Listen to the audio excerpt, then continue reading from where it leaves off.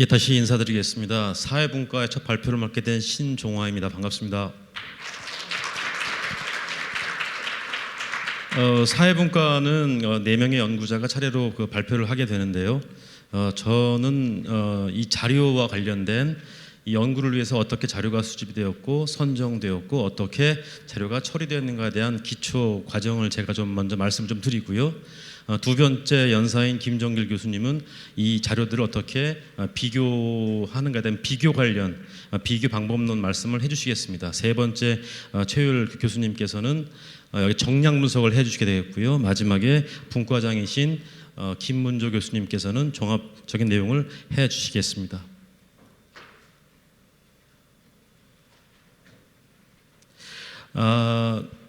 저희는 세상에 살고 있습니다만 그 세상이 하나라고 말할 수 있는 근거는 그렇게 많지 않은 것 같고요. 여러분들이 소통을 한다고 이야기합니다만 여러분들이 하는 소통의 그 대상과 세상은 다른 사람과 같지 않을 수 있습니다. 우리가 대한민국에서 많은 사람들이 여론을 이야기하지만 여론의 흐름들이 하나의 채널로 움직이지 않고 있고요. 미래를 이야기를 합니다만 미래에 관한 많은 채널들은 다 분리되어 있습니다.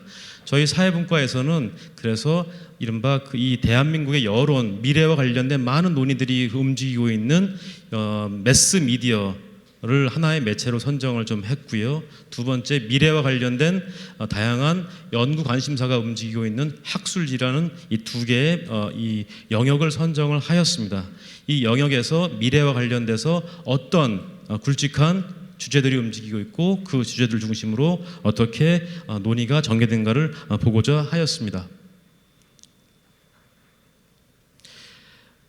미래와 관련된 사회분과에서 관심 가지고 있는 사회 분야 미래와 관련된 첫 번째 자료로서 저희는 온라인 포털사를 선정하였습니다. 우리는 이제 많은 사람들이 신문을 방송을 종이 뉴스와 그리고 공중파로 보기도 합니다만 손에 쥐고 있는 핸드폰을 통해서 정보를 얻게 됩니다. 이러한 입장에서 볼 때 저희가 많이 이용하고 있는 뉴스 포털을 통해서 어떤 미래에 대한 기사들이 오고 가고 있는가를 보는 것도 의미 있다는 생각이 되었습니다. 이 기사의 총 분량은 한 120GB가 되고요. 2005년부터 2015년까지 약 11년 동안 논의되었던 한 70GB가 됩니다. 이 70GB에서 미래와 관련된 기사들을 뽑았고요. 이런 뽑은 기사들의 약 7GB의 내용들을 핵심적으로 분석을 하게 되었습니다. 또 미래와 관련된 논의는 아시다시피 학술 영역에서 많이 논의가 되고 있습니다. 대한민국 학술 연구자들이 많은 논문을 게재하고 또 그 논문들이 정보가 오고 가고 있는 이 한국연구재단의 KCI 한국학술지 인용색인을 통해서 사회 분야에 있는 미래 관련 학술 논문을 선정하였습니다. 이러한 두 개의 자료를 기초해서 저희가 미래 연구를 진행을 하였고요. 화면에서 보시는 것은 이른바 N포털사에서 현재 2016년도 10월 현재 게재되고 있는 약 140개, 138개의 매체가 되겠습니다. 저희가 신문이라고 얘기하고 방송이라고 얘기하겠습니다만 방송 또한 뉴스 스크립트가 온라인으로 이용되고 있기 때문에 텍스트 분석에 방송 스크립트까지 포함을 하게 되었습니다.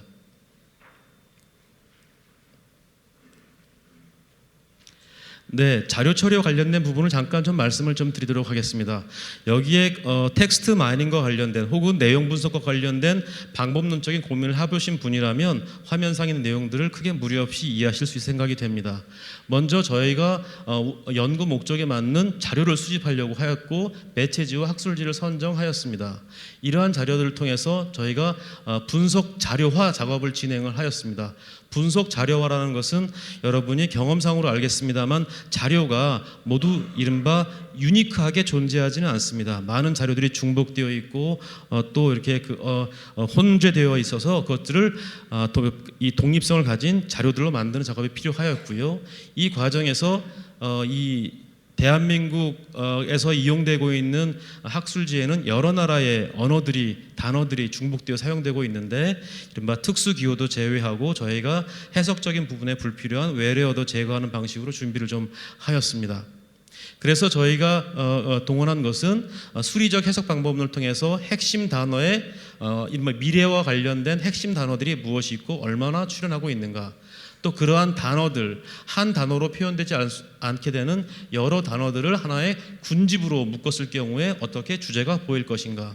이러한 군집화된 군별로 되어 있는 주제어들이 단어 연결망을 구성한다고 했을 때 어떤 단어 텍스트 네트워크를 구성하는가를 저희가 연구 주제로 삼게 되었습니다. 분석 기간은 11년이며 여기에서 단어 빈도, 연도별 추이 변화 및 신규 출현 단어와 소멸 단어 등등을 중심으로 한국 사회에서의 미래에 관한 담론의 이동을 저희가 파악하고자 하였습니다. 한 가지 제가 좀 마지막으로 좀 말씀드리고자 하는 내용은 여러분이 분석 과정에서 많은 연구자나 데이터 사이언티스트들이 활용하는 기초적인 방법이 있습니다. 그런데 그 중에 하나가 이른바 형태소 분석을 한다라고 하는 것인데요. 이 연구에서는 형태소 분석기를 사용하지 않았습니다. 이유는 신문 기사는 사전에 나와 있는 형태로 신문 기자들이 글을 올리지 않습니다. 그리고 이른바 미래와 관련된 학술 논문에서 많은 연구자들은 새로운 개념을 만들고 이중 단어들을 많이 사용을 하기 때문에 이른바 고정화되어 있는 표준화된 단어 형태소로는 분석을 할 수 없다는 취지에서 많이 논의되고 있는 형태소 분석기를 사용하지 않았고요. 그리고 이 한글이 가지는 특징에서 아주 기술적인 내용이 되겠습니다만 한국어, 한글이 가진 특징들을 최대한 유지하기 위해서 조사와 관련된 처리들을 저희가 삭제하지 않고 다른 군집 주제어로서 변환하는 이런 기술들을 좀 저희가 사용하였습니다. 예를 들어서 저희가 청소년과 차세대, 청년 등의 용어들이 있다고 했을 때 이것들을 한 단어, 군으로 묶어서 의미를 집중화시키려고 하였고 삼성전자, 삼성생명, 삼성화재 등 많은 내용들이 단어들이 회자됩니다만 이와 관련된 부분을 삼성이라고 하는 단일 주제어 군으로 묶는 작업을 통했습니다. 이런 기술 작업들을 바탕으로 저희가 진행을 하였습니다. 그럼 본격적으로 분석에 관한 내용을 듣도록 하겠습니다.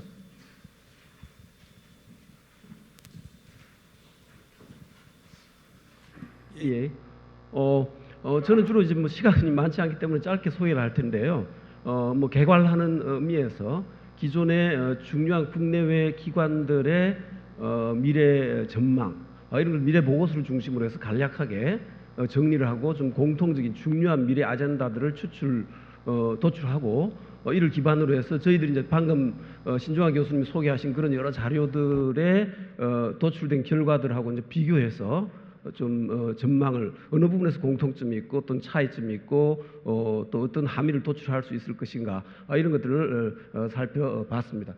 주로 보았던 자료들이 한국개발연구원이나 한국과학기술원, 기술기획평가원, 한국연구재단의 미래 보고서를 참고를 했습니다. 해외 주요 기관들은 유엔의 새천년 프로젝트, 미국의 NIC 세계 미래학회 미래 보고서 이런 부분들을 이제 참고를 해서 주로 중요한 트렌드죠. 트렌드들이 아마 선행 연구라고 이렇게 할 수 있을 텐데 이런 부분들이 살펴봤습니다. 중요한 특징은 저희들이 기존에 연구하던 그런 방식들, 주로 델파이를 한다든지 설문을 한다든지 이런 식의 통해서 나온 결과들은 전반적으로 거시적이고 또 전지구적인 그런 문제들, 이슈들에 주로 초점을 맞추고 미래를 전망하고 있습니다. 인구, 환경, 기술, 위험 같은 것들이 제가 주로 방금 봤던 그런 미래 보고서에서 가장 빈도가 높게 가장 중요한 미래 아젠다로 반복적으로 이렇게 전망을 하고 있었습니다.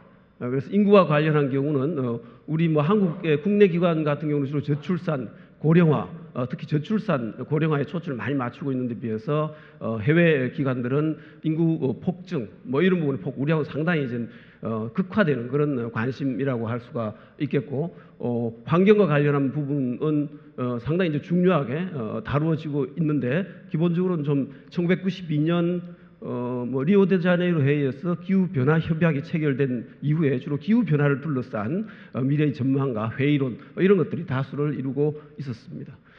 기술, 특히 신기술 개발과 확산에 관한 것들도 많은 논의가 되고 있고 또 미래의 중요한 아젠다로 이렇게 제시가 되고 있었습니다.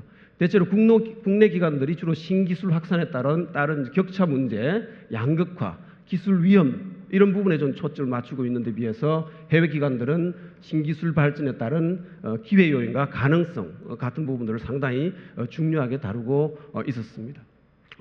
위험과 안전 같은 경우는 요즘 이제 여러 가지 위험이라는 게 다방면에서 오기, 사회적 위험과 뭐 생태적 위험, 다양한 위험들, 또 사이버 위험, 이런 여러 가지 이것도 마찬가지로 기술 혹은 사회 변화와 관련한 위험의 증가, 그리고 또 새로운 전염병이라든지 이런 부분 의료적인 위험에 대해서 많은 우려와 또 미래에 확산될 것으로 전망을 하고 있습니다. 방금 신종환 교수님이 설명을 했던 저희들 이제 자료는 주로 이제 매체지, 학술지 이름으로 초점을 맞추고 있었고, 저는 그 중에서 이제 색인 문서를 전체 문서를 기준으로 해서 총 출연 빈도입니다. 신 교수님 말씀하셨듯이 주로 이제 미래라는 단어가 같이 미래라는 단어와 함께 등장하는 키워드들입니다. 그래서 쭉 매체지에서 이렇게 보시면 한국 글로벌 기업 이런 순서로 미래와 관련해서 가장 높은 빈도수를 기록하고 있고, 반면에 여성, 일자리, 직무 같은 것들은 상대적으로 덜 중요한, 덜 자주 등장하는 빈도를 보이고 있습니다.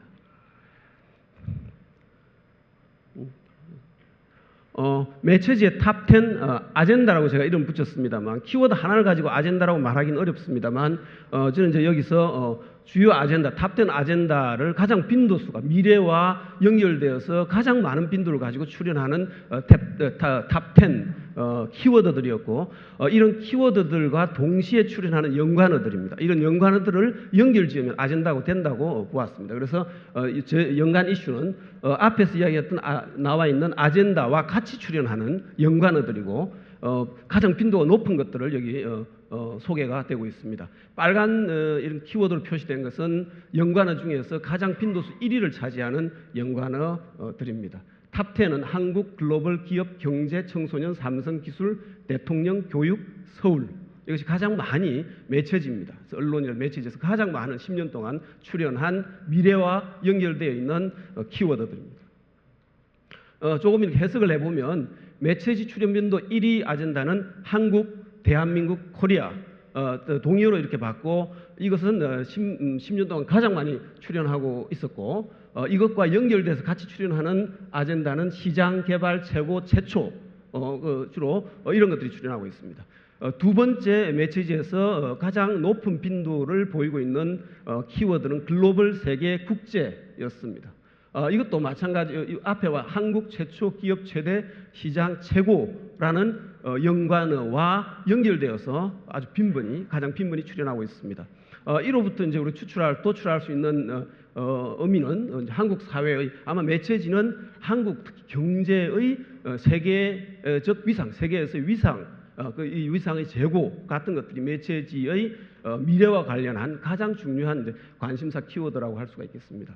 그 이외의 매체지에서는 경제 아젠다의 중요성이 반복적으로 강조되고 있습니다. 탑10 아젠다 영역에 기업은 3위, 경제는 4위, 삼성이 6위, 기술 7위 등 층위를 달리하는 4개의 경제 관련 아젠다가 포진하고 있고, 그 여타 아젠다에서도 연관 이슈로 경제는 끊임없이 출연하고 있습니다.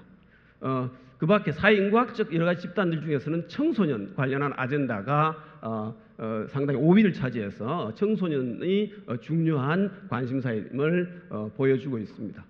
기술도 여기서 상당히 중요한 아젠다, 매체지에서 중요한 아젠다로 등장하고 있고, 주로 기술은 같은 연관으로 개발과 가장 연결되어 있기 때문에 매체지는 기술 개발, 신기술 개발에 큰 관심을 미래 사회에서와 관련해서 갖고 있음을 알 수 있습니다. 세계문서 출연 빈도에서 삼성은 6위, 대통령은 8위를 차지하고 있습니다. 그래서 이건 상당히 10년 동안 이렇게 나왔던 것이고, 또 대통령과 삼성은 대다수 미래 아젠다 분야에서 중요한 연관으로 높은 출연 빈도를 보이고 있습니다. 이를 통해서 우리는 현재 한국 사회에서 대통령과 삼성의 위상과 역할이 대체 불가능할 정도로 막강할 뿐만 아니라 한국 사회의 미래 향방에도 중요한 영향을 미치는 상수라는 것을 데이터는 우리에게 알려주고 있습니다. 학술지입니다. 학술지도 마찬가지로 미래라는 단어와 같이 출연하는 출연 빈도가 높은 것들을 이렇게 쭉 빈도 순위로 보여주고 있습니다. 상당히 이제 매체지와는 다른 색깔과 분포를 보이고 있습니다. 교육, 사회, 문화, 청소년 뭐 이런 식으로 쭉 나오고 있고 학술지에서 1위를 차지했던 한국이나 글로벌은 7위, 8위 이런 식으로 조금 후순위로 뒤처지고 있습니다. 마찬가지로 학술지 탑10 아젠다입니다. 교육, 사회, 문화, 청소년, 자기, 자아, 환경, 한국, 글로벌, 기술, 조직 이런 순서로 높은 빈도를 보이는 키워드들을 확인할 수 있었습니다. 마찬가지로 빨간 글씨로 표현된 것은 이와 같이 미래 그리고 이 키워드 그리고 연관으로 출연 동시에 세 가지가 동시에 출연하는 것 중에서 가장 빈도가 높은 순위대로 이렇게 열거를 해놓고 있습니다. 빨간색으로 표시된 것은 앞에 있는 아젠다 키워드와 연결되어 있는 순위가 가장 높은 빈도를 보이는 것입니다. 학술지 주요 경향입니다. 학술지에 새긴 문서 출연 빈도에서 교육이 이제 가장 높은 출연 빈도를 보였다 하는 것은 상당히 좀 의외일 수도 있는데요. 아마 이것은 교육이 학술지 1순위 아젠다로 등장한 것 자체가 기본적으로 학술지가 교육과 긴밀히 연계된 지식 체계라는 점에서 그런 분야에 많은 연구가 이루어지고 있다는 정도로 이해할 수 있을 것 같습니다. 그런데 주요 연관으로는 교육과 관련한 교육 과정이라든지 이런 것들이 주로 많이 출연하고 있지만 더불어서 다문화주의, 다문화교육, 다문화사회, 다문화와 관련된 연관어가 교육과 연결되어서 빈번히 출연하고 있기 때문에 아마도 미래 교육의 주요 과제가 다문화 사회의 도전에 대한 응전이라고 많은 전문가들은 보고 있다고 해석을 했습니다. 사회는 교육에 이어서 학술지에서 두 번째로 높은 출연 빈도를 보이는 아젠다입니다. 사회라는 키워드는 미래 사회입니다. 미래 사회와 연결되어 있는 연관어 중에서 높은 빈도를 보이는 것은 사회적 지지, 사회적 기업, 사회 통합, 사회적 책임입니다. 아마 이런 부분은 우리 전문가 집단이겠죠. 학술지니까.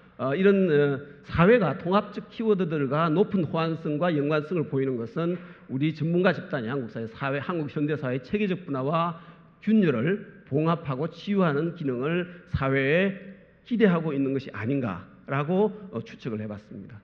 문화 아젠다는 세 번째로 높은 빈도를 보이고 있는 학술지에서 세 번째로 높은 빈도를 보이고 있는 키워드입니다. 문화는 크게 두 가지 방향에서 미래의 문화입니다. 논의가 이루어지고 있습니다. 하나는 여기서 보다시피 다문화 이야기했던 다문화와 관련해서 주로 우리가 공존적 가치와 연결되어서 문화의 중요성을 강조하고 있는 흐름이 한편에서는 있고 또 다른 한편에서는 문화 콘텐츠, 문화 산업, 한류와 같은 경제적 산업적 가치와 연결지어서 미래 문화를 전망하는 그런 입장이 상존하고 있었습니다. 청소년 관련 아젠다는 매체지에서처럼 학술지에서도 상대적으로 중요한 미래 아젠다로 자리매김하고 있습니다. 우리가 사회 인구학적 집단이라고 하면 여성, 노년, 장년 여러 가지 어린이 여러 가지 이야기할 수 있는데 청소년은 항상 중요하게 등장하고 있는 키워드입니다. 주로 매체지가 청소년 육성이나 지원에 초점을 맞추는 반면 학술지에서는 우울, 장애, 스트레스, 비행과 관련되어서 빈번히 출연하고 있습니다. 아마 이런 것들은 학술지와 매체지가 똑같은 청소년을 중요한 미래의 어떤 중요한 집단으로 이렇게 보고 있지만 그것들의 미래는 서로 정반대로 예측하고 있다 하는 것을 보여주고 있습니다. 대체로 매체지에 투영된 청소년 미래가 상대적으로 낙관적인 미래인 데 비해서 학술지의 청소년은 문제적 시각에서 진단되고 전망되고 있습니다. 학술지에서 주목할 현상 중에는 자기나 자아, 아까 우리 원장님께서 자기 자아에 대해서 다시 한번 생각해 봐야 된다 이렇게 말씀을 하셨는데요. 이 미래와 관련해서 중요한 주제로 등장하고 있습니다. 그래서 이 연관으로 가장 빈번히 출연하는 연관어는 자기 효능감 이런 것들이었고 주로 심리적 만족이나 개인 행복감이 자아의 개인 행복감 이런 것들이 미래의 주요 관심사로 부상할 것이라고 이렇게 예상하고 있다고 우리 보고 있고 그런가 하면 또 다른 한편에서 우울도 자기 자아와 연결되어서 빈번히 출연하고 있습니다. 그래서 아마 이 자기 자아의 미래도 어떤 일방향이나 선순환적인 방향이 아니라 양방향제, 양향적인 성격을 갖고 있다 하는 것을 알 수가 있습니다. 마지막 소개를 이야기하겠습니다. 두 번째 보시면 국내외 주요 기관들이 미래 예측이 정치, 경제와 같은 거대 담론에 치중하는 데 비해서 매체지는 경제, 기업, 기술 개발과 같은 성장 아젠다에 집중하고 있고, 학술지는 기존 미래 연구나 매체지에서 강화되는 자기 우울, 정신 건강과 같은 우리 사회에 만연한 재생산의 위기를 주목하고 경고하고 있는 흐름이 특기할 만했습니다. 그래서 전반적으로 매체지가 주로 체계 위기, 특히 경제 체계 위기와 극복에 관심을 집중하고 있는 데 비해서 학술지는 생활 세계의 위기를 상징하는 주제어들이 주요 미래 아젠다로 부상하고 있었습니다. 학술지에서는 세 번째입니다. 기존 미래 연구에서 강조되는 중장기 아젠다들이 일부 공유되고 있는 반면에 매체지는 현재적이고 단기적인 미래에 치중하고 있습니다. 아마 이런 부분은 매체지의 성격이 이제 일간지들이 많고 아마 짧은 미래, 가까운 미래, 그리고 학술지는 전문가 집단이 주로 좀 더 긴 미래, 중장기 미래에 좀 더 관심을 갖고 있지 않나 이렇게 생각을 합니다. 이제 기존의 미래사회 연구들이 공통적으로 가장 중요한 아젠다로 간주했고, 학술지에서도 핵심 아젠다로 자리매김하고 있는 환경 아젠다의 경우 매체지에서는 순위권에도 포함되고 있지 않습니다. 이것은 마찬가지로 인구와 관련한 부분도 학술지와 기존의 연구들, 주요 기관들의 연구들에서는 상당히 중요한 것으로 부각되고 있는데 비해서 매체지에서는 전혀 상당한 상위 20위 내에서는 출연하고 있지 않습니다.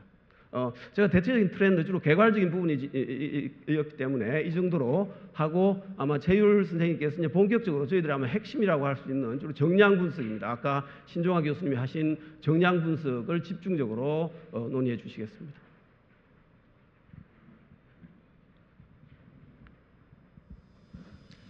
안녕하십니까. 저는 정량 분석 발표를 맡은 최율입니다. 미래와 관련된 키워드의 빈도수를 바탕으로 미래 아젠다들이 무엇인가, 학술지와 매체지의 미래 아젠다들이 무엇인가를 정성 분석에서 확인을 했는데요. 정량 분석에서는 이들 미래 아젠다들의 연결망 구조는 무엇인가, 그리고 11년간의 종단적인 추세는 무엇인가를 확인해 보았습니다. 첫 번째, 이 분석들을 위해서 몇 가지 단계를 거쳤는데요. 첫 번째는 미래가 들어가 있는 학술지의 키워드, 그리고 미래가 들어가 있는 매체지의 제목들 중에서 최다 빈도수 단어를 1위부터 50위까지 선정을 하고요. 그 다음부터는 좀 연구진의 판단이 들어갈 부분들이 있었습니다. 의미가 실제적으로 없는 단어들을 제거하거나 또는 의미가 중복되는 단어들을 합쳐서 핵심 주제어들을 선정을 하였습니다. 최종적으로 매체지에서는 13개의 핵심 단어가 선정이 되었고요. 학술지에서는 14개의 핵심 단어가 선정이 되었습니다. 그리고 이렇게 선정된 단어로 두 번째로 각 선정 주제어마다 연관어를 다시 10개씩 선정을 하였습니다. 최종적으로 매체지 같은 경우는 13개의 핵심 주제어에 130개의 연관어들이 선정이 되었고요. 학술지 같은 경우는 14개의 핵심 주제어에 140개의 핵심 연관어들이 선정이 되었습니다. 이렇게 선정된 단어들을 바탕으로 연결망 구조를 파악을 해보았습니다. 이게 매체지의 연결망 구조를 보여주고 있는데요. 핵심 주제어를 보다 구체적으로 살펴보면 다음과 같은 구조를 띠고 있습니다. 그 연결망의 집중도를 중심으로 살펴보자면 가장 집중적인 네트워크를 주고받고 있는 주제어들은 기술, 경제, 기업, 삼성, IT, 한국, 글로벌 같은 단어들입니다. 이 단어를 중심으로 미래 아젠다들이 설정이 되어 있고, 이 단어들이 사회, 정부, 대통령으로 확산이 되고 있습니다. 그리고 최종적으로는 교육, 청소년 같은 문제들을 포함하게 되고 있습니다. 저희 연구진은 이 13개의 주제들의 네트워크의 구조와 실제적인 의미를 파악을 해서 약 4개의 주제어군을 설정을 하였습니다. 첫 번째 주제어군, 매체지가 가장 관심을 가지고 있는 미래의 아젠다는 경제와 기술입니다. IT, 기술, 경제, 기업, 삼성과 같은 단어들을 포함을 하고 있고요. 두 번째 주제군은 한국과 글로벌입니다. 중국, 한국, 글로벌 같은 단어들을 포함하고 있습니다. 앞에 정성 분석에서 본 것처럼 이 매체지에서 보고 있는 한국과 글로벌은 경제와 기술과 매우 밀접한 관련을 맺고 있습니다. 그리고 세 번째 주제어군은 통치와 사회군으로서 정부, 대통령, 사회라는 단어들을 포함하고 있습니다. 이 통치와 사회라는 단어가 앞선 2개의 핵심 주제어군 한국과 글로벌, 그리고 경제와 기술 모두와 서로 네트워크를 주고받으며 일종의 조정의 역할을 하고 있다는 걸 볼 수가 있습니다. 그리고 마지막으로 교육과 차세대라는 단어가 등장을 합니다. 집중도 구조를 분석을 해보면 4가지 단어가 가장 핵심적인 코어를 이루고 있는데요. 경제, 기업, 한국, 글로벌이라는 단어를 중심으로 그 주변부 직중부로는 대통령, 정부, 삼성, 기술 등의 단어가 포진하고 있습니다. 그러니까 내용을 보자면 결국 매체지는 두 가지 핵심 축, 경제와 기술 그리고 한국과 글로벌이라는 두 가지 주제를 가지고 미래를 예측을 하고 있고요. 그 주변부에서 대통령과 정부라는 일종의 체제가 그 주변을 함께 도와주고 있는 구조라고 볼 수가 있겠습니다. 다음은 학술지의 네트워크 구조입니다. 매체지에 비해서 훨씬 더 분산이 넓게 퍼져 있습니다. 주제역은 집중으로 보면 가장 네트워크가 밀집되어 있는 곳은 청소년, 삶의 질, 우울, 자기, 불안과 같은 단어들입니다. 이 단어군을 중심으로 문화, 사회통합, 교육, 창의성 같은 문제로 확산이 되고요. 최종적으로 중국, 북한 같은 단어들까지 확산이 됩니다. 저희 연구진은 최종 5개의 주제역군을 설정을 하였습니다. 학술지에서 가장 큰 관심을 가지고 있는 미래 아젠다는 삶과 정서에 대한 주제입니다. 불안, 자기, 삶의 질, 우울과 같은 단어들이고요. 두 번째가 사회 현안입니다. 사회통합, 교육, 청소년, 고령화, 노인, 환경과 같은 단어들로서 지난 11년간 한국 사회에서 큰 이슈가 되었던 사회 현안들이 미래 이슈로 집중적인 네트워크를 가지고 있었습니다. 세 번째는 사회와 문화입니다. 앞선 매체지에서는 정부, 사회, 대통령 등이 역할을 했다면 학술지에서는 사회와 문화라는 보다 거시적인 차원의 체제가 앞선 사회 현안과 삶과 정서를 서로 네트워크를 주고받는 것을 볼 수 있습니다. 네 번째는 일이고요. 다섯 번째는 국제라는 주제군으로 네트워크가 이루어져 있습니다. 집중도를 보시면 매체지와는 다르게 청소년이라는 단어를 집중해서 많은 단어들이 굉장히 위계적으로 넓게 퍼져 있는 것을 볼 수가 있습니다. 핵심부에는 청소년, 자기, 우울, 삶의 질 같은 단어들이 포진해 있고요. 주변부로 직무, 고령화, 불안, 사회통합 같은 단어들이 있습니다. 결국 이 학술지에서의 가장 핵심적인 관심사는 삶과 정서라는 가장 미시적이고 관계적인 문제와 사회 현안에 대한 문제, 이 두 가지 문제가 학술지가 관심을 가지고 있는 미래의 핵심 아젠다라고 볼 수가 있겠습니다.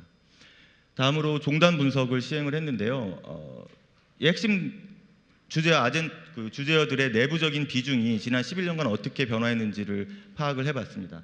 간단히 4가지 유형으로 나눴는데 이번 발표에서는 타입 1에 대해서 집중해 보겠습니다. 그러니까 지난 11년 동안 주제어군에서 끊임없이 그 비중이 증가하고 있는 단어들입니다. 매체지 같은 경우는 청소년이라는 단어가 타입 1에 속하는 유일한 주제어였고요. 비교적 매체지에서 상대적으로 비중이 낮고 네트워크 구조에서도 외곽에 있었지만 실제 매체지에서의 지난 11년 동안 끊임없이 증가하고 있는 관심사는 청소년이었던 걸 알 수 있습니다. 두 번째로 학술지에서는 북한, 중국과 같은 국제 이슈들이 증가하는 주요 아젠다였고요. 그다음에 사회통합과 삶의 질 같은 단어들이 11년간 학술지 내에서의 중요성이 계속 증가하고 있다는 것을 볼 수 있습니다. 세 번째로는 주제어별 연관 단어의 종단 추이를 확인해 보았습니다. 마찬가지로 4가지 유형으로 나눴는데요. 본 발표에서는 마지막 타입 4, 그러니까 전반기에는 나타나지 않았다가 후반기에 등장하기 시작하는 새로운 관심사들이 무엇인가를 한번 확인해 보았습니다.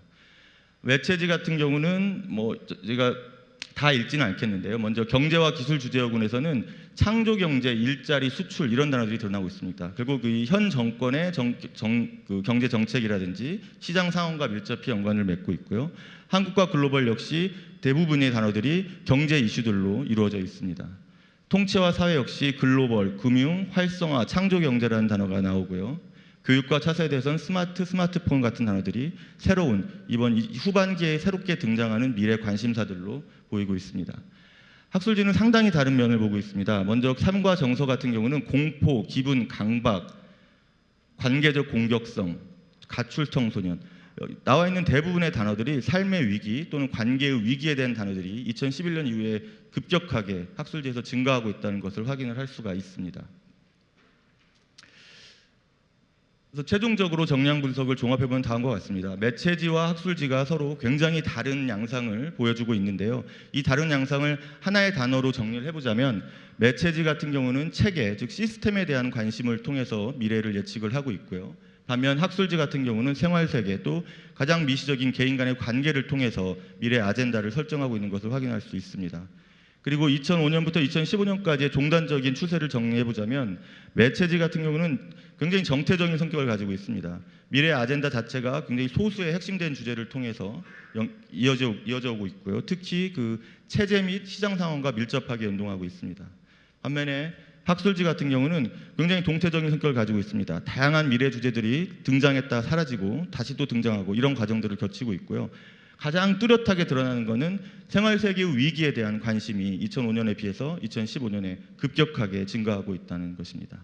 이런 면에 대해서는 종합 부분에서 좀 더 자세히 논의를 드리겠습니다.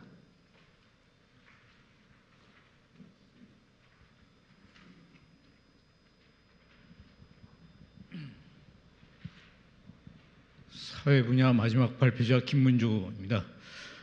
지금까지 이제 세 분 발표를 종합해 가지고 제가 짤막하게 한 5, 6분 동안 정리를 해드리겠습니다.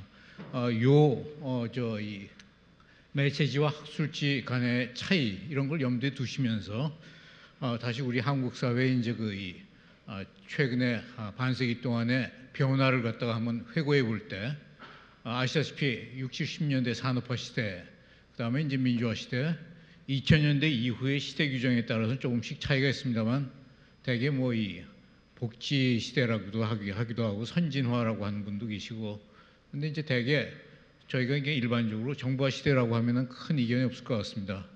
그래서 이런 세 가지 단계의 시대 변화, 이 중간에 이제 어떤 식의 어떤 그 변화가 일어나는가를 갖다가 생활 관심이라든가 정책적 초점이라든가 실존적인 양식, 조금 철학적인 차원에서 이런 세 가지를 놓고서 보면 이제 이 물질적인 관심사에서 탈물질적인 관심사로 변하고 있고, 생활 수준, 이것도 물질적인 것 중심의 생활 수준에서 퀄리티 오브 라이프라는 삶의 질적인 측면, 이것이 이제 각광받고 있고, 뭘 많이 가졌느냐 안 가졌느냐는 소유보다도 이제 자기 어떤 이 존재 근거, 존재 이유, 레이종 데틀 뭐 이런 식의 존재 문제를 점점 강조하고 있다는 쪽으로 가 있고요.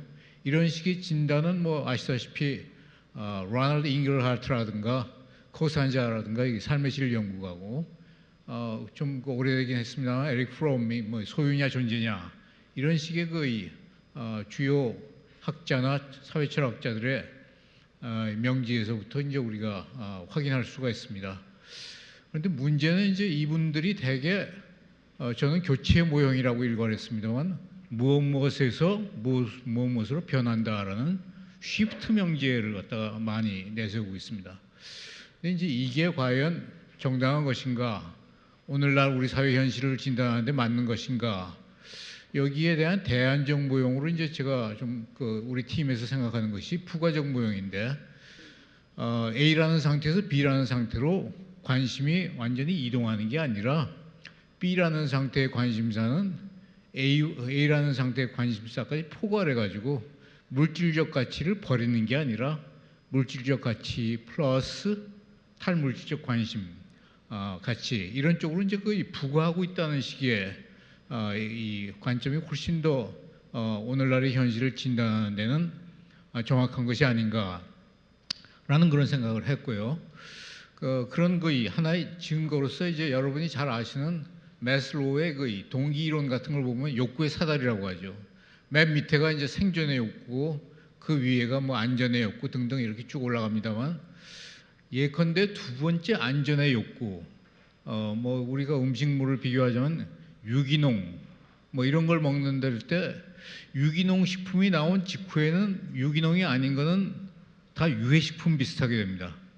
그러니까 사람들이 유해식품을 갖다가 자발적으로 찾고 만족할 수가 없죠.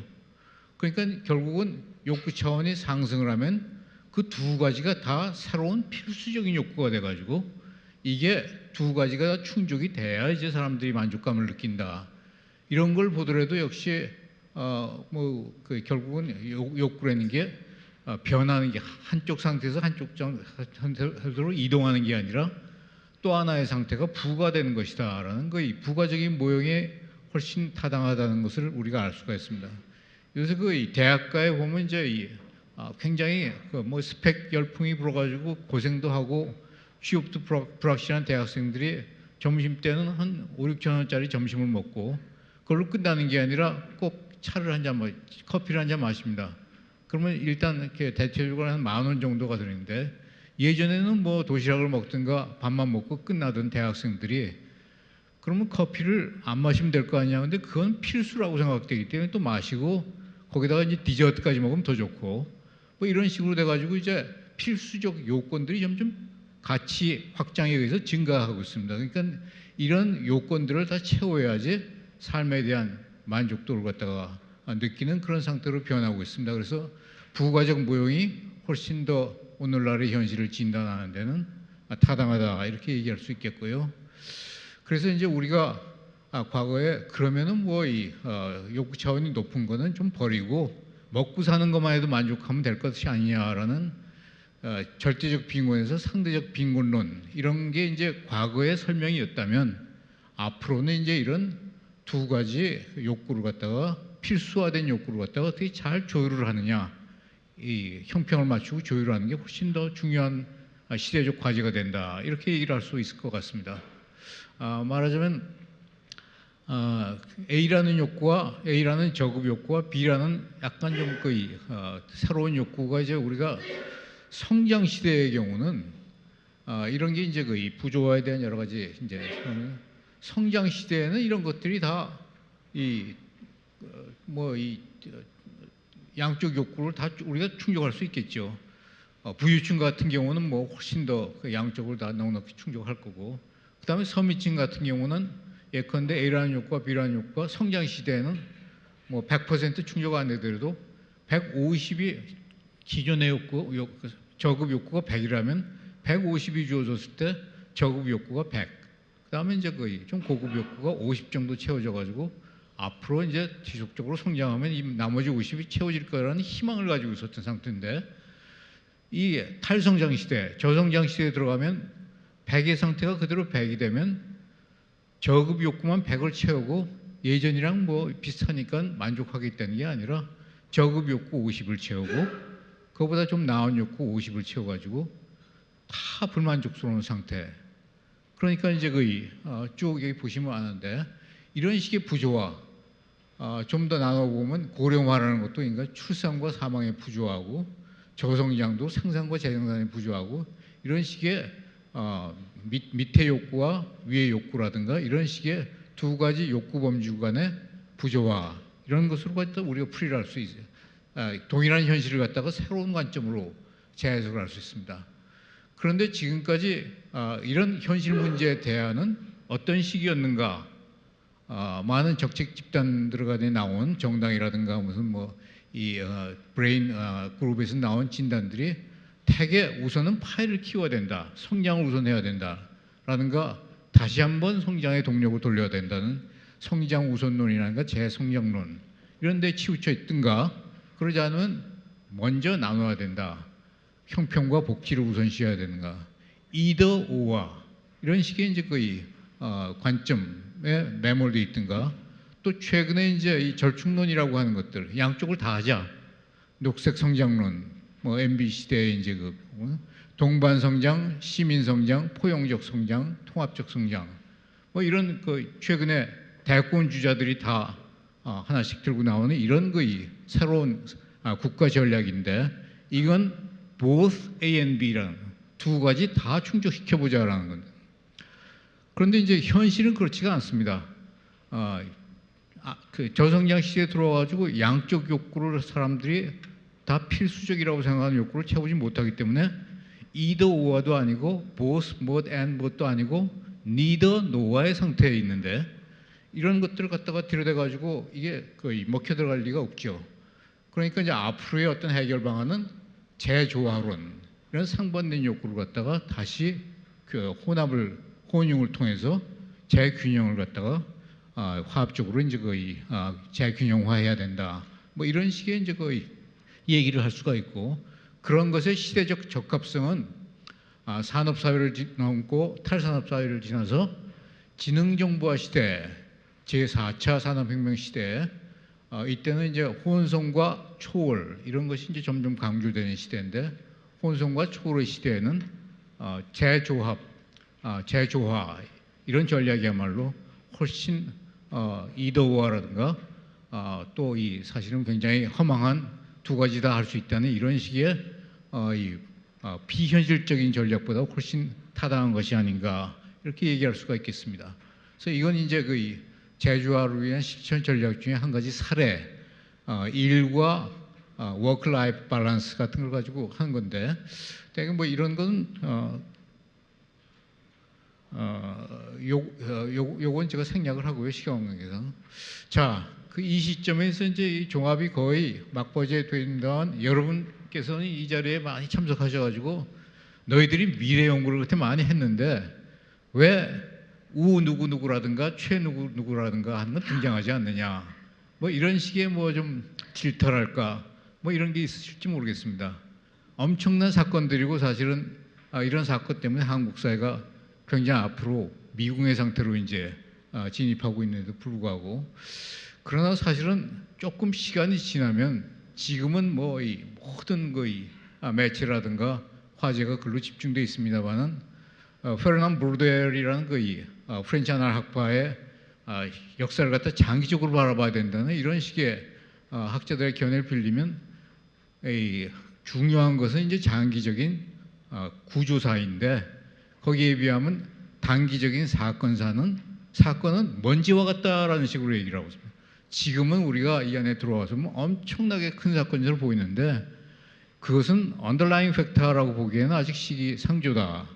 그래가지고 아마 표시를 한다면 뭐 요 정도나 요 아래 최근에 이제 어떤 거의 당해 연도에는 들어갈지는 모르겠습니다만, 제가 그런 거의 우최 뭐 이런 식의 이 소위 말하자면 우리가 알고 있는 중국이라든가 북한과 같은 와일드 카드, 새로운 와일드 카드를 우리가 지금까지 해온 미래 연구에서 보여드리지 못하는 대신 정말 그보다 더 중요한 구조사적인 와일드 카드가 뭔가를 뭐 한 가지만 소개하는 것으로 발표를 마치겠습니다. 그게 소셜입니다.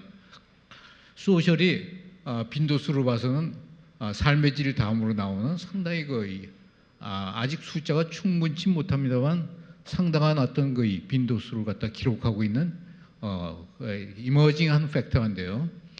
여러분이 이제 그 소셜을 갖다가 좀 들여다보면 이런 위치에 있고, 이것은 바로 사회 바로 옆에 그 중심성이 있습니다. 그러니까 소셜이 곧 사회죠. 번역을 하면 사회라는 말입니다. 근데 제1의 사회, 리얼 소사이티 옆에 소셜이라는 새로운 제2의 사회가 등장하고 있습니다. 리얼 사회가 등장하고 있습니다. 그러니까 이것은 뭔가 소셜의 연관어는 100%다 디지털 용어입니다. 그러니까 우리가 이제 실제 사회의 어떤 여러 가지 불만, 분노 뭐 이런 게 누적이 있었을 때는 일단 뭐 이런 디지털 공간으로 들어가가지고 새로운 어떤 사회적 삶을 기획하고 그런 쪽에 와 있어서 이것이 앞으로 우리 사회의 어떤 향방을 좌우하는데 굉장히 중요한 팩터가 될 것이다 라는 이런 말씀을 드리면서 일단 사회부문의 발표를 종료하도록 하겠습니다. 감사합니다. 좋은 발표 감사합니다.